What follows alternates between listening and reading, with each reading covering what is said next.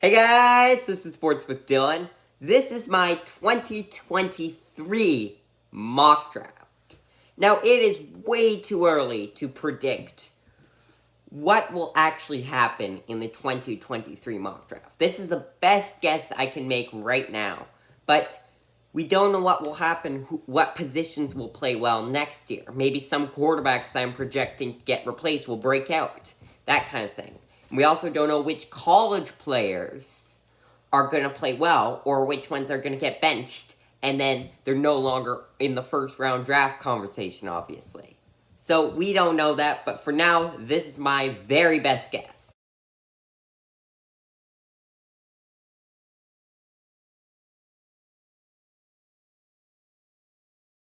The Falcons drafted Desmond Ridder in the third round of the 2022 NFL Draft. That means that quarterback's not their biggest need, and they've shown reluctance to draft a quarterback in the past. But they still need someone on defense. Do they not understand that? They drafted Kyle Pitts and Drake London when there are far better defensive prospects available. I don't know why they keep going receiver/tight end in this area. They need a defensive player, and I think they're going to realize that once they have the number 1 overall pick because their defense is so bad. But at least they use it on Will Anderson. Texans are giving Davis Mills a year to see what he can do.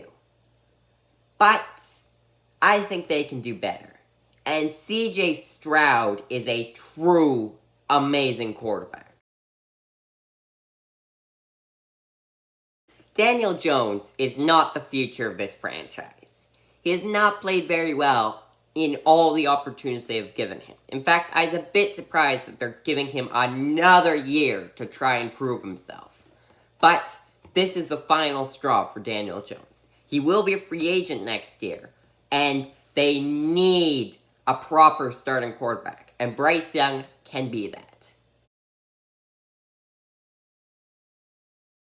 I know that the Panthers drafted Matt Corral in the third round, but if they're picking this high up, I think they still need a quarterback. And also, let's keep in mind here that Matt Corral isn't going to start the season. That's Sam Darnold. And that's not a good sign. Sam Darnold's not that good. So I have a feeling they're just going to go all in and get a new quarterback. Jared Goff's been serviceable, but they still need a true superstar quarterback again, like they had when they had Matthew Stafford. And Anthony Richardson can easily be that. You're probably thinking right now, thank goodness, this whole draft isn't just Will Anderson and a bunch of quarterbacks. And yes, the Jacksonville Jaguars get a wide receiver, because Laviska Shenault should be a free agent. And also, he hasn't done that much here. Marvin Jones will also be a free agent, and he hasn't played very great either. Christian Kirk could be the number 1 receiver they're paying him to be. Okay, maybe not quite what they're paying him to be, but he could become a true number 1 receiver. But he's still not superstar talent. And Zay Jones is more of a number 3 receiver. So they could use another weapon for Trevor Lawrence. And we're back to quarterbacks. The Seahawks didn't draft a quarterback in the 2022 NFL Draft. Not a shocker, given that there wasn't great quarterbacks where they're picking, or really in the whole draft. And also, they had bigger needs. But now, picking this high up, they could use a quarterback. Drew Lock's not exactly the answer. I was shocked when the Bears didn't do anything to protect Justin Fields. Wasn't just shocked, but I was outraged. It is so annoying that Ryan Poles wouldn't do anything to protect the future of the franchise. Or at least what it looks like. He played pretty well, but he was behind that offensive line. And now, the offensive line got even worse in free agency, and yet the Bears didn't do a thing. It just bugs me so much. This year, they must protect Justin Fields. They can't have him turn into another bust just because of that offensive line. This one might be a surprise to some of you, but just hear me out for a second. Zach Wilson played awful in his rookie season, and I project him not to play so well in his sophomore season as well. So the Jets would just be better off replacing him and starting with a new quarterback in Will Levis. I was surprised that when the Titans traded A.J. Brown and had 2 first-round picks, they didn't use either of them on an offensive lineman. In fact, they didn't even use their second-round picks on an offensive lineman. That was extremely surprising to me, given that they need offensive line help. The Patriots didn't have that good of a draft this past draft, but now they can fix one of their mistakes in not drafting a cornerback in the first round by drafting a cornerback in the first round to replace J.C. Jackson. It was a toss-up for me whether the Commanders would draft a wide receiver or defensive back. And they end up drafting a wide receiver, which means that now they go defensive back. Kirk Cousins has been a fine option, but never a great option. And I think the Vikings want a great option. Grayson McCall can easily be that. The Bengals went for the secondary last year, instead of going on the defensive line / linebackers. This year, though, I project them to go defensive line / linebackers, because that's what they need to help bring them back to contention. I was surprised that the Steelers didn't draft an offensive lineman in the first round and wait till the second to grab a quarterback. But when you want a quarterback, you should grab a quarterback, which is what they did.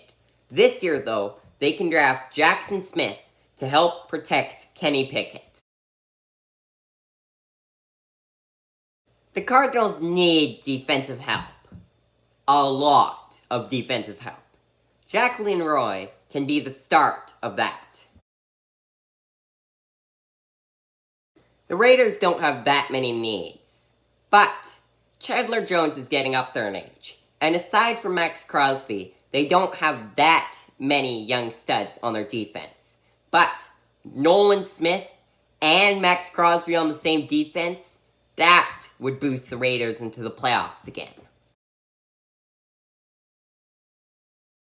Why not grab another young defensive player for the Dolphins to improve their defense even more?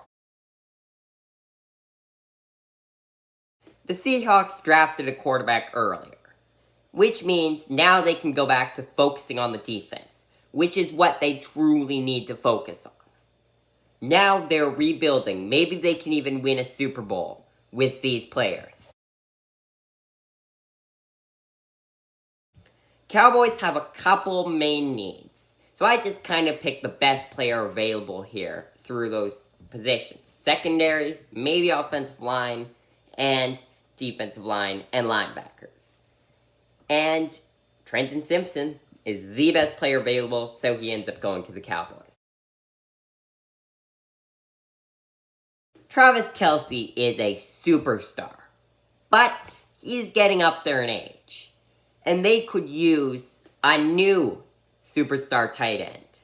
He can sit behind Kelce for a year and then become the next Travis Kelce. The Colts could use another piece to that offensive line, which is aging rapidly. If they want to keep Matt Ryan as their quarterback for a couple of years, they need to give him what Atlanta didn't: a good offensive line. The Packers again refused to draft a receiver in the first round. And this year I don't think they will either. But a tight end is close enough. They still need receiving help for Aaron Rodgers. And Robert Tonyan's fine, but not great. But Eric Gilbert can be great. The Buccaneers still don't really have any needs. But why not go for the secondary? They have a couple cornerbacks going into free agency, and they could use a true number one cornerback, a superstar cornerback, and Cam Smith could give them that, which is what they need with Kyle Pitts, Drake London, Michael Thomas, and Chris Olave, plus DJ Moore and Robbie Anderson if they had a mediocre quarterback in their division.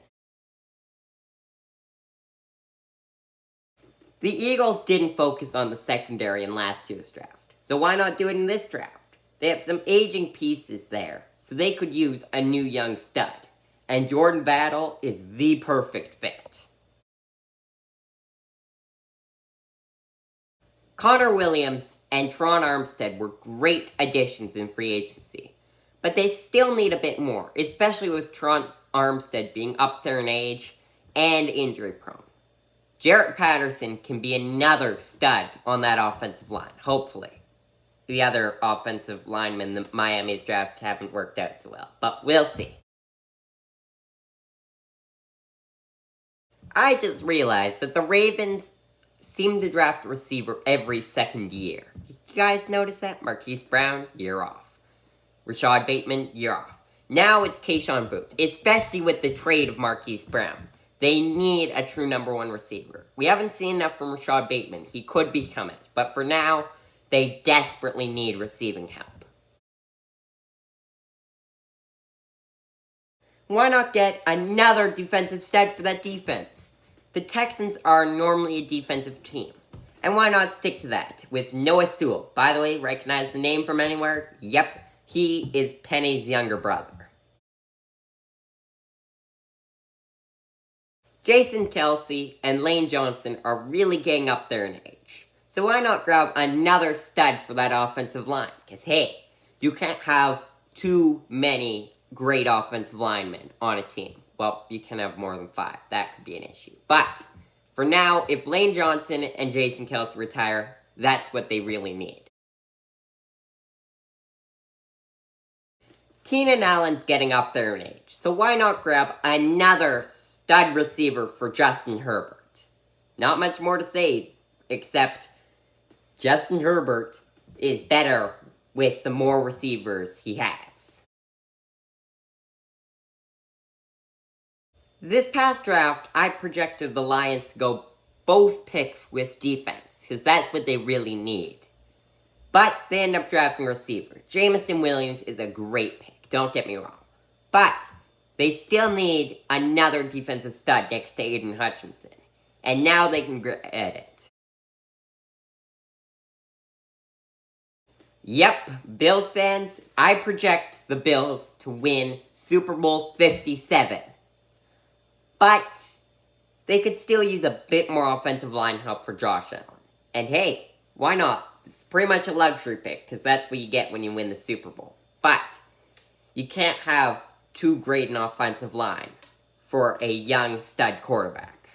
Well guys, thanks for watching, and maybe in a year, when we're getting closer to the draft, or after the draft, you can come back and ridicule every pick I just made, because they're probably all going to be wrong. But for now, thanks for watching.